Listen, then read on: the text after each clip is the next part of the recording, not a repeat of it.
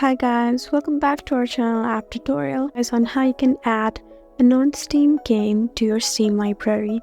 So guys, if you're trying to add a non-Steam game to your Steam library but you don't know how to do so, then this video is for you. So let's get right on it without any delays. So after you open your Steam app, you just need to log in. As you can see, I have already logged in. And once you've done that, just go to your library, which is right next to store. Just go ahead and tap here. And now, right at the left bottom, you can find add a game. Just go ahead and tap here. And now you can find options like add a non-Steam game, active a product on Steam, browse the Steam store for games. So guys, since we're trying to add a non-Steam game, you just need to select the first option. Just go ahead and tap here. And if you have a non-Steam game in your library, you can just select them and tap add selected programs, and in this way you can successfully add a non-Steam game in your Steam library. I hope this video was helpful for you.